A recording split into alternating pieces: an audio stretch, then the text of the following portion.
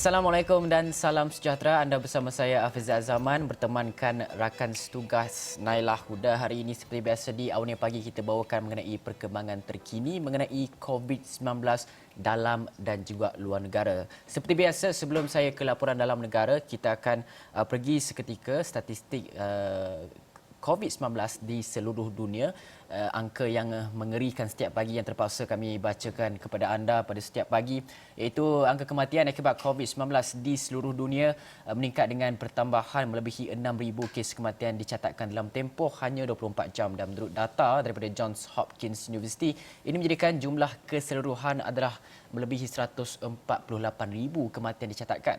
Dan setakat ini, dua negara mempunyai angka kematian melebihi 20,000, manakala tiga lagi melebihi 10,000 kes. Dan Amerika Syarikat kekal menjadi negara yang paling teruk terjejas dan satu-satunya negara yang mempunyai angka kematian melebihi 30,000 dengan mencatatkan keseluruhan 32,232 kes. Dan ini diikuti dengan negara Itali yang mempunyai angka korban sebanyak 22,745 kes, dan Sepanyol dan Perancis pula masing-masing catatkan angka kematian hampir 20,000 dengan 19,000 dan juga 18,000, manakala sebanyak 14,576 kes kematian direkodkan di United Kingdom.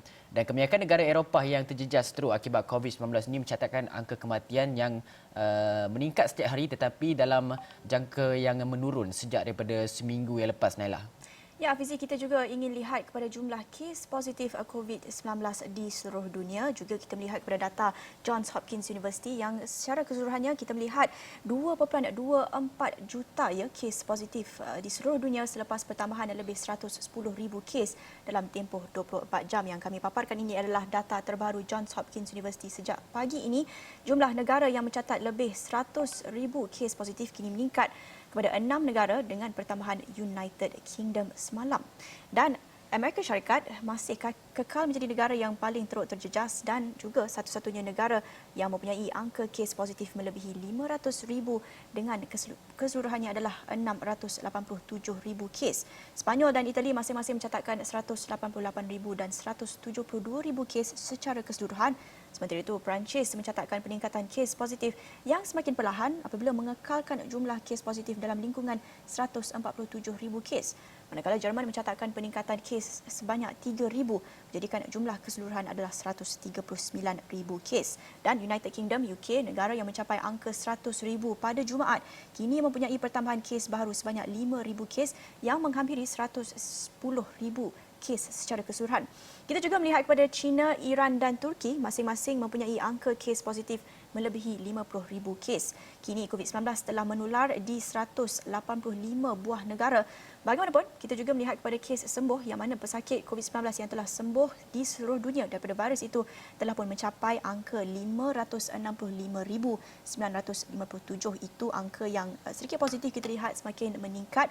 Juga di Malaysia, angka pesakit yang telah pun pulih daripada COVID-19 pun semakin meningkat. Kita akan lihat kepada apa pengumuman Kementerian Kesihatan Malaysia semalam. Seperti biasa sekitar jam 5-6 petang itu semalam mengumumkan sebanyak 200 kes telah sembuh, namun kita juga mencatat 2 kematian akibat COVID-19. Ini kita lihat kadar yang telah sembuh secara keseluruhannya adalah 2,967 kes yang menjadikan peratusannya adalah 56.5%.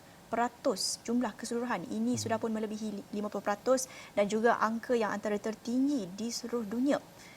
Dan kata Ketua Pengarah Kesihatan Datuk Dr. Noor Hisham, statistik terbaru itu menyaksikan bilangan kes yang telah pun discharge terus menunjukkan peningkatan berbanding kes baharu dilaporkan setakat Jumaat. Kalau kita lihat kes baru ada 69 semalam, ini menjadikan jumlah kumulatif adalah 5,251, dan kalau kita tolak dengan mereka yang telah pun sembuh, kes yang masih aktif adalah 2,198.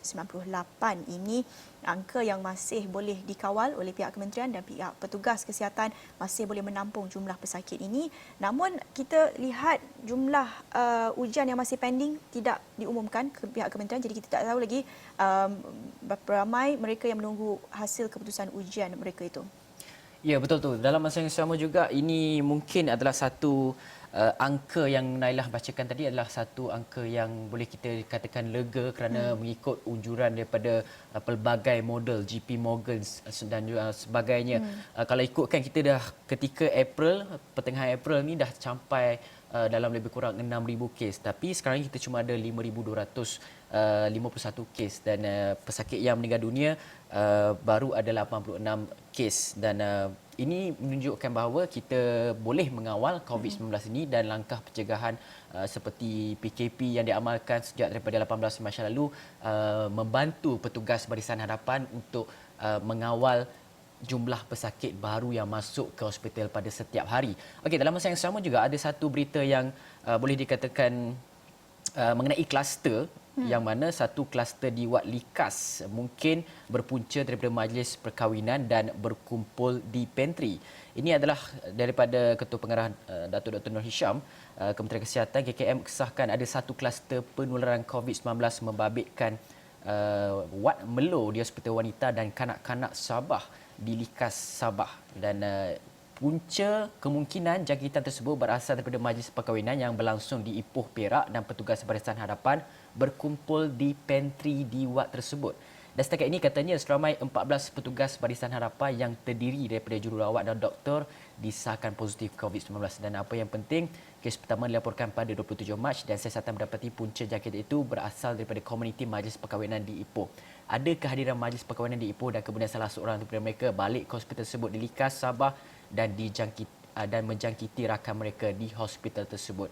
Hasil siasatan juga mendapati punca jangkitan bukan di wad tetapi di ruang sempit seperti di pantry.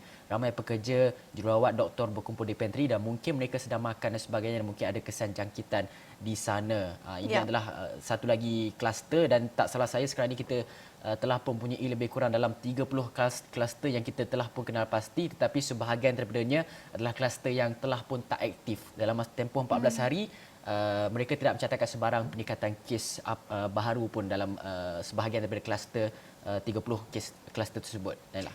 Ya, pada masa sama kita juga ingin melihat kepada negeri jiran di Sarawak yang mana pengumuman semalam katanya lewat buat saringan antara punca kes positif COVID-19 terus meningkat di Sarawak. Kata Menteri Kerajaan Tempatan dan Perumahan Sarawak Datuk Seri Dr. Sim Kui Hian, beliau menyeru agar masyarakat di negeri itu untuk segera tampil menjalankan saringan sekiranya memiliki sebarang simptom COVID-19. Ada dalam kalangan individu ini yang katanya hanya tampil mendapatkan rawatan ketika keadaan sudah merosot dan kritikal. Dan salah satu sebabnya adalah pesakit datang lewat mendapatkan rawatan dan beliau juga menyentuh tentang isu hidroksikloroquine ini. Katanya Presiden Amerika Syarikat sebelum ini ada menyebut tentang hidroksikloroquine. Bahan ini hanya boleh digunakan bagi tahap pengesanan awal. Jadi inilah puncanya kita menggesa orang awam untuk tampil lebih awal. Bercakap tentang hidroksikloroquine ini, itu adalah hanya beberapa kajian saja dan tidak dimuktamadkan lagi terutamanya daripada pihak WHO sama ada hidroksikloroquine ini memang betul menjadi penawar ataupun tidak. Tiada lagi bukti yang menunjukkan ataupun memuktamadkan teori itu lagi. Kita melihat di Sarawak mencatatkan 397 kes positif termasuk 10 kes baharu dan beberapa kawasan telah pun dikenal pasti sebagai zon merah. Jadi ini antara saranan oleh pihak kerajaan di Sarawak. Namun kita juga ingin tahu sama ada kit ujian saringan COVID-19 adalah mencukupi ataupun tidak, kerana ada yang sebelum ini ingin mendapatkan ujian itu di KKM namun tidak boleh menjalani ujian itu kerana mereka sama ada tidak mengalami simptom yang begitu drastik ataupun mereka tiada sejarah perjalanan ataupun mereka tiada kontak rapat. Jadi kita masih cuba mendapatkan ujian saringan COVID-19 itu secara lebih besar-besaran. Mass testing itu antara langkah yang paling utama untuk kita memastikan kita putuskan rantaian jangkitan COVID-19 itu. Baik Hafizi, ada banyak lagi laporan kita nak kongsikan. Apa berita seterusnya? Okey, berita seterusnya adalah mengenai virus belum aktif punca pesakit disahkan negatif kembali positif COVID-19. Ya, ini adalah berita yang agak membimbangkan untuk kita semua. Itu keputusan sampel pesakit yang menjalani ujian saringan COVID-19 buat kali pertama mungkin berbeza dengan keadaan pesakit itu yang sebenar. Ini adalah Menteri Kerajaan Tempatan dan Perumahan Datuk Seri Dr. Sim Kui Hian dalam sidang media berkata beliau mendedahkan terdapat kes di mana ada pesakit yang sebelum ini negatif virus pengenaan boleh kembali positif. Menurut beliau, kemungkinan itu berlaku disebabkan oleh beberapa faktor seperti situasi di mana jumlah virus di dalam badan pesakit adalah sedikit dan juga belum aktif. Dan jelasnya perkara ini mengakibatkan ujian dilaksanakan itu tidak berkesan. Apa yang berlaku ialah apabila kita dijangkiti virus pada hari pertama, ia mungkin terlalu sedikit. Jadi ujian untuk hari pertama keputusan mungkin negatif. Jadi selepas 2-3 hari virus tiba-tiba menjadi banyak dan selepas itu ujian dilakukan semula dan ia menjadi positif.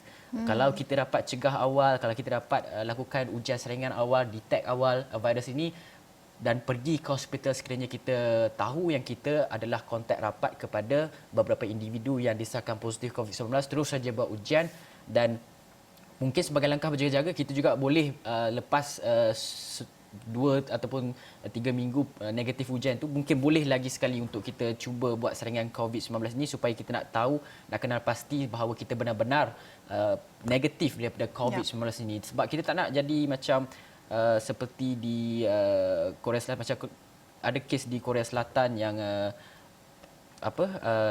ada melaporkan 116 pesakit yang pada awalnya dah pulih coronavirus, kemudian diuji semula ada lagi virus itu dalam badan mereka. Dan kes-kes seperti itu perlu kita hindarkan buat masa sekarang ini. Jadi untuk itu Nailah. Ya. Apa yang Afizi cakap tadi betul dan itu juga apa yang kita boleh ambil daripada berita itu adalah kita tak boleh nak confident sangat sebenarnya. Walaupun telah menjalani ujian itu tidak bermaksud kita tidak perlu mengambil secara serius perintah PKP itu dan ini juga berhubung dengan berita apa indikator bagi KKM untuk menentukan sama ada tempoh PKP ini dilanjutkan atau tidak. Ini dikongsikan Ketua Pengarah Kesihatan semalam.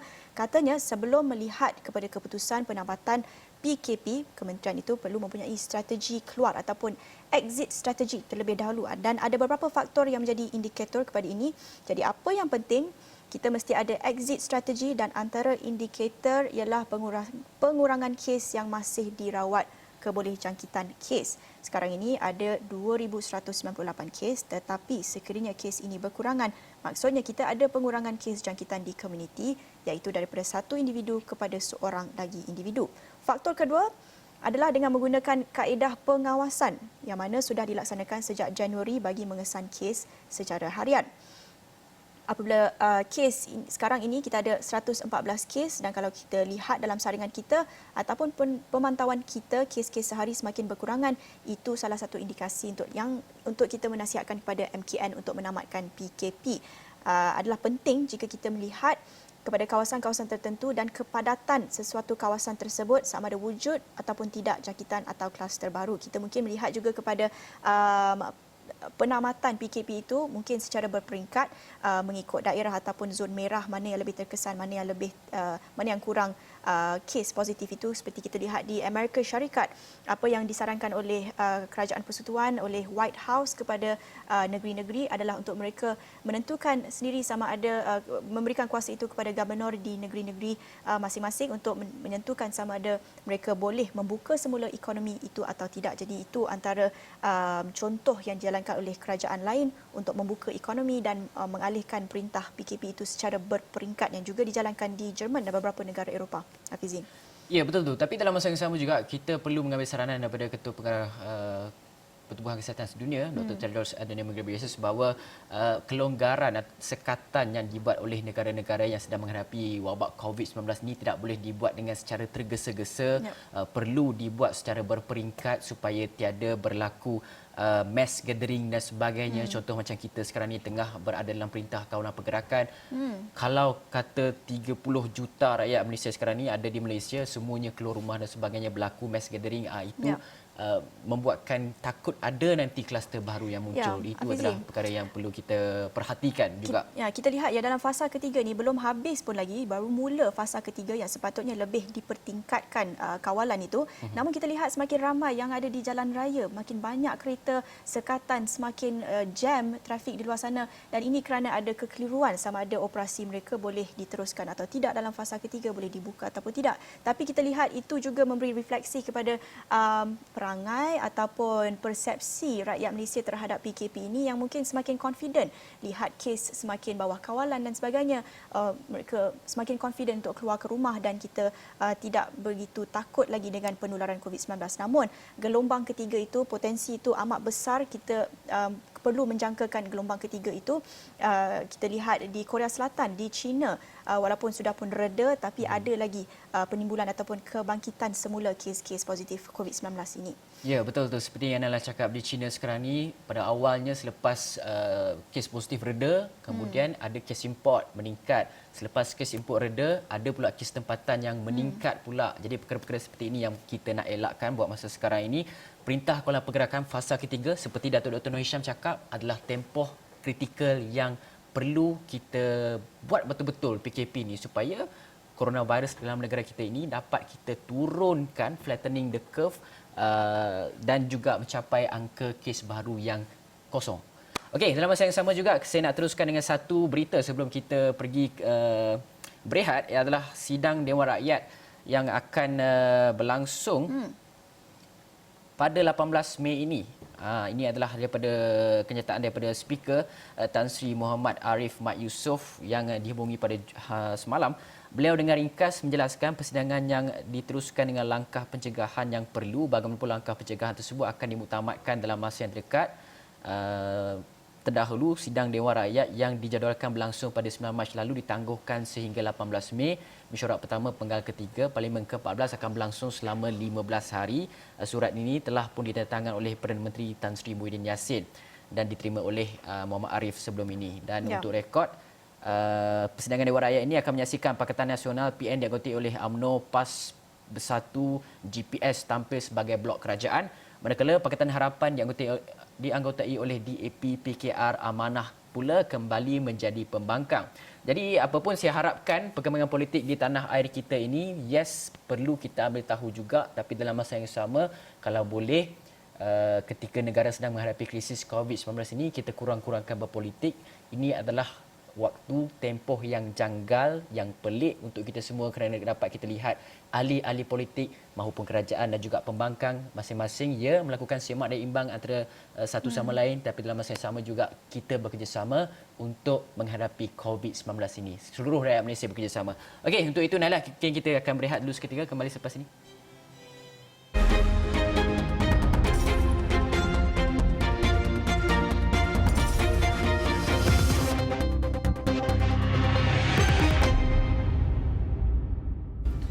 Bertemu kembali di Awani Pagi dengan perkongsian COVID-19 dalam dan luar negara. Kita nak teruskan perbincangan. Ini antara satu aspek yang kita perlu ambil dengan sangat serius ketika kita berada dalam tempoh PKP ini. Pengalaman berada dalam PKP, larangan keluar rumah itu amat berbeza buat setiap lapisan masyarakat. Setiap golongan ada cabaran-cabarannya tersendiri, dan ini satu cabaran yang amat besar kita perlu ambil serius, keganasan rumah tangga yang kalau kita lihat apa yang diumumkan oleh PBB, Pertubuhan Bangsa-Bangsa Bersatu UN sebelum ini, ada peningkatan kes keganasan rumah tangga apabila semakin ramai negara mengamalkan penjarakan sosial ini, larangan keluar rumah. Mangsa-mangsa ataupun bukan mangsa, tapi mereka yang mengalami keganasan rumah tangga ini, mereka tiada option lain selain untuk kekal di rumah itu. Jadi itu antara satu cabaran buat mereka. Dan kita juga melihat kepada Women's Aid Organisation, Pertubuhan Pertolongan Wanita, katanya pada awal April sahaja sebanyak 264 panggilan dan pertanyaan di aplikasi WhatsApp diterima melalui talian bantuan KRT dan perkhidmatan TINA. Dan kita nak tahu apa langkah-langkah yang terbaik dan selamat sekiranya anda terperangkap dalam situasi sebegini. Jadi ini antara garis panduan yang disarankan oleh WAO. Ada 4 pilihan bagi melindungi mangsa keganasan rumah tangga. Pilihan pertama, beri ruang kepada mangsa untuk dapatkan nasihat, tip untuk mengetahui apa pilihan lain serta menetapkan jadual untuk sesi rundingan secara depan-depan. Ini juga yang kami paparkan nombor talian yang anda boleh hubungi sekiranya anda memerlukan bantuan itu yang sedia selama 24 jam. Dan selain mendapatkan perlindungan dengan WAO, mangsa juga boleh mendapatkan pertolongan di Pusat Khidmat Krisis Sehenti OSCC di hospital-hospital kerajaan terletak di Wad Kecemasan dan Trauma. Laporan polis juga boleh dibuat di hospital berkenaan dan doktor akan memberi rawatan di pusat itu untuk sebarang kecederaan dan juga akan mengumpul sebarang bukti boleh digunakan sebagai barang bukti di mahkamah. Pilihan ketiga pula, mangsa boleh merujuk kepada Perintah Perlindungan Kecemasan EPO melalui Jabatan Kebajikan Masyarakat. Ini merupakan satu perintah yang boleh dimohon oleh mangsa pada bila-bila masa terpakai dalam takrif keganasan rumah tangga bawah Seksyen 2 Akta 521. Dan anda cuma perlu membawa kad pengenalan, IC atau sijil kelahiran dan tidak perlu membuat laporan polis untuk mendapatkan EPO yang sah. Kita faham ada kegusaran, ada kebimbangan. Anda pasti rasa takut untuk bersemuka dengan pihak polis untuk menimbulkan tentang perkara yang amat sensitif ini. Jadi ada juga pilihan lain termasuk membuat laporan polis kalau anda bersedia untuk laporan tersebut perlu memberi keterangan dengan penderaan. Itu anda boleh lihat. Ini juga ada tips-tips panduan yang lebih terperinci sebelum anda tinggalkan lokasi. Semasa meninggalkan lokasi itu, apa dokumen yang anda perlukan untuk mendapatkan bantuan. Bantuan itu ada seperti yang disarankan oleh pihak PBB juga. The battle is not only on the battlefield. Peperangan ataupun keganasan itu bukan saja di battlefield, di peperangan itu. Jadi ini kita satu isu, satu aspek yang mungkin kita tidak ambil kira sebelum ini, yang mungkin tidak begitu jelas kita lihat kerana tersembunyi dalam rumah. Jadi ini antara langkah-langkah yang anda boleh ambil. Bantuan pertolongan itu ada di luar sana untuk anda. Ya, betul tu. Untuk dalam masa yang sama saya ingin tekankan dalam tempoh Perintah Kawalan Pergerakan yang mana kita tak boleh nak keluar dan sebagainya, betul indeks jenayah itu turun seperti yang dilaporkan oleh Polis Diraja Malaysia, tetapi ada jenayah-jenayah lain yang meningkat, sebagai contoh keganasan rumah tangga dan juga jenayah cyber itu sendiri. Jadi mungkin kita boleh melihat kepada dua jenayah ini. Anda di luar sana berhati-hati sekiranya menerima email, WhatsApp dan apa-apa yang berkaitan dengan jenayah cyber yang cakap anda menang 1 juta padahal anda tak pernah masuk pertandingan apa-apa pun. Itu semua scam tu dan sebagainya. Perlu kita berhati-hati. Dan kepada mereka yang berada dalam keadaan keganasan rumah tangga, ini bukan waktu untuk anda segan-segan silu-silu untuk nak melaporkan kepada pihak berkuasa apa yang dialami oleh anda. Tolong laporkan kepada pihak berkuasa kerana ini adalah perbuatan jenayah dan anda layak untuk dibela. Hak anda, itu hak anda. Okey, dalam masa yang sama juga saya nak bawakan kepada anda, sebelum ni kita seringkali kelirulah dengan pelbagai statement, pelbagai kenyataan yang dikeluarkan oleh pelbagai pihak juga yang menyatakan bahawa perlu ataupun tak pakai topeng muka di tempat awam ni. Ini adalah kenyataan daripada Datuk Seri Kita dah bincang Ismail sejak Sabri. Januari, Hafizi. Pakai ataupun tidak. Okey, Menteri Kanan Datuk Seri Ismail Sabri berkata tidak memakai penutup hidung dan mulut di tempat awam bukan kesalahan mengikut Akta Pencegahan Pengawalan Penyakit Berjangkit 1988, Akta 343 yang boleh menyebabkan seseorang itu ditahan ataupun didenda. Adalah jelas bahawa penutup hidung dan mulut hanya untuk mereka yang mempunyai gejala sahaja. Jadi tidak boleh kita kuat-kuasakan siapa yang tidak pakai topeng muka ditahan. Pernah satu ketika pengurus pasaraya dan pengawal keselamatan telah ditahan individu yang hendak masuk ke premis mereka tanpa memakai topeng. Ini jelas melebihi peraturan yang dikeluarkan oleh setakat ini. Saya sendiri saya nak cerita, saya pernah ditahan oleh Polis Diraja Malaysia pada ketika itu. Ya, betul kita mengalami kenyataan yang berbeza-beza pada waktu itu dan mungkin mereka tidak jelas. Saya diarahkan untuk memakai topeng muka sebab masa tu saya tak dan nak beli lagi. Tapi akhirnya saya berpendirian macam okey, kita pun nak cepat pergi kerja dan sebagainya. Saya pun pakailah topeng muka yang saya ada. Dan kemudian satu lagi kes adalah ketika saya nak masuk ke sebuah pasaraya, saya diminta untuk memakai topeng muka. Yelah, masa tu takkan kita nak argue benda ni kan. Takkan kita nak memperbesarkan soal-soal yang kecil seperti ini, tapi saya pun berlalu pergi dengan sedihnya tak dapat beli barangan keperluan harian. Lapar mungkin masa sesiapa tu. yang nak keluar nanti bolehlah print artikel ini untuk tunjukkan kepada pihak berkuasa ataupun pihak pengurusan pasaraya sekiranya anda tidak boleh nak akses pasaraya itu, tidak boleh dibenarkan masuk. Anda tunjuk saja artikel ni cakap Menteri Kanan dah cakap pakai hanya bergejala sahaja. Betul. Tapi kita fahamlah Naila, sebenarnya ialah kita risau penyakit ni dia boleh bawa maut dan sebagainya. Namun kita perlu faham bukan semua orang ada akses ataupun mampu nak beli topeng muka ini. Banyak yang telah sold out, tak dapat nak cari. Scammer lagi. Ramai yang naikkan harga secara tidak berpatutan, tidak bertanggungjawab. Jadi ini menjadi satu isu kepada mereka yang berpendapatan rendah, tidak boleh mampu ke nak beli topeng muka, tidak adil. Mereka juga perlu akses untuk beli barang makanan dan keperluan itu. Jadi ada satu lagi berita kita nak kongsikan sebelum kita berpisah dan kita berita yang comel bagi saya ni Nala. Apa cerita dia, Hafizi?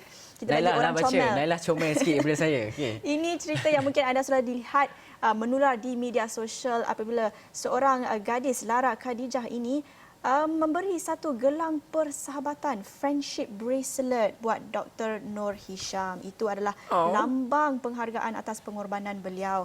Katanya dalam artikel ini, nama Datuk Dr. Nur Hisham adalah tidak asing lagi dalam kalangan rakyat Malaysia. Beliau sangat popular. Bukan saja di Malaysia ya, dalam berita antarabangsa juga mendapat perhatian untuk pengorbanan dan usaha beliau. Dan susulan itu ada sepucuk surat ini dengan gelang persahabatan kiriman seorang kanak-kanak berusia 9 tahun, Lara Khadijah McAfee, yang berasal dari Kuala Terengganu secara tiba-tiba menjadi tumpuan. Selepas surat kiriman itu didedikasikan kepada kerja keras doktor tersebut menjadi tular dalam media sosial. Katanya, saya buat loom band ya, katanya, untuk rakan-rakan saya sebagai tanda persahabatan. Jadi ini adalah seutas loom band untuk anda sebagai tanda terima kasih atas segala kerja keras yang anda lakukan untuk memastikan keselamatan rakyat Malaysia. Yang lebih menyentuh hatinya adalah apabila akhir surat kiriman Lara itu merujuk kepada Dr. Nur Hisham sebagai rakan baharunya. Dan juga Lara juga telah mendapat balasan daripada Dr. Nur Hisham. Katanya, thank you for your letter and the lovely bracelet. My granddaughter is wearing it and she likes it. Tapi katanya, your words are too kind but I am not doing it alone. Beliau juga sebelum ini apabila ditanyakan oleh wartawan sama ada beliau adalah seorang wira ataupun tidak, beliau menafikan label itu. Beliau bukan seorang wira.